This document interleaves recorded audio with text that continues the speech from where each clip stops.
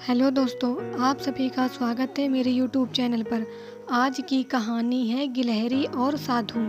एक जंगल में साध नामक मुनि रहते थे।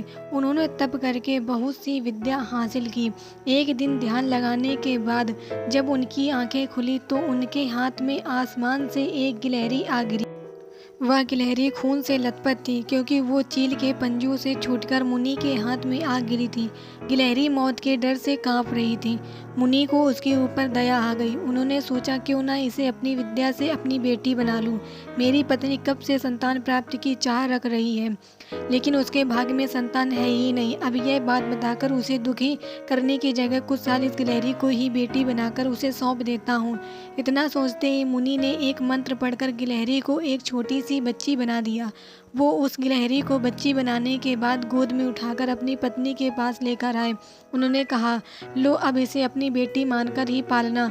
सोच लो, भगवान ने तुम्हारी सुन ली है। मुनि की पत्नी छोटी बच्ची देखकर बहुत खुश हो गई। अब गिलहरी से बच्ची बनी लड़की मुनि के घर में बड़े लाड़ प्यार से पलने लगी। मुनि की पत्नी ने कुछ दिनों के बाद बच्ची का नाम वेदांता रखा। मुनि और मुनि की पत्नी दोनों ने बड़े प्यार से वेदांता को पाला। मुनि को बहुत खुशी थी कि उसकी पत्नी को अपनी ममता लुटाने के लिए एक बेटी मिल गई। कुछ समय के बाद उसकी परवरिश में मुनि भूल ही गए कि वो एक गिलहरी है। वेदांता को मुनि ने अच्छी पढ़ाई लिखाई करवाई। देखते ही देखते वेदांता 16 साल की हो गई। अब मुनि की पत्नी को अपनी सुंदर बेटी की शादी करवाने की चिंता होने लगी। उन्होंने यह बात मुनि से की। अपनी बेटी की तरफ देखते हुए मुनि को भी लगा कि इसका विवाह हो जाना चाहिए। मुनि ने अपनी पत्नी से कहा कि तुम चिंता मत करो, मैं इसके लिए योग्य वर ढूंढ लूँगा।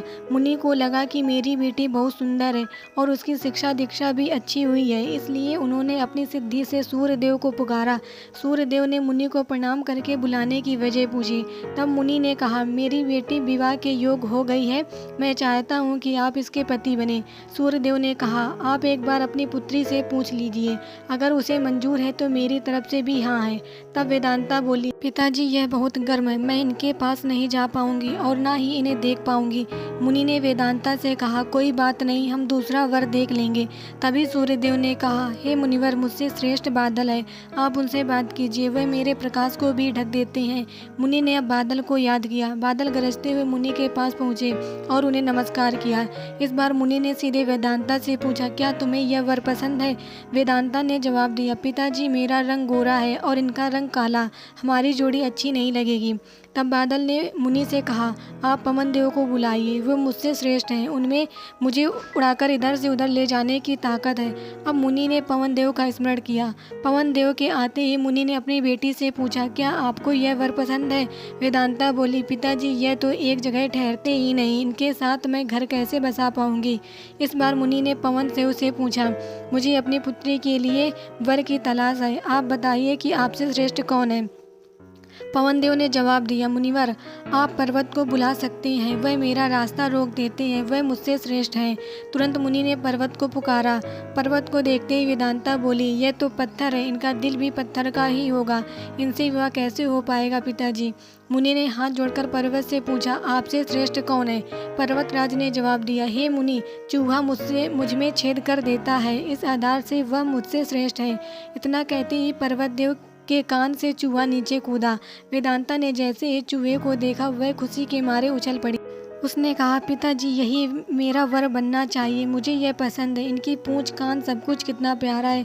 मुनि ने सोचा, अहो मैंने एक गिलहरी को मंत्र विद्या से इंसान तो बना दिया, लेकिन इसका दिल अभी भी गिलहरी वाला ही है। मुनि ने तुरंत वेदांता को गिलहरी बनाया और उसका विवाह चूहे से करवा दिया। विवाह के बाद दोनों खुशी खुशी रहने लगे। कहानी से सीख, इंसान चाहे बाहर से कितना भी बदल जाए, लेकिन उसका दिल वैसा ही रहता है।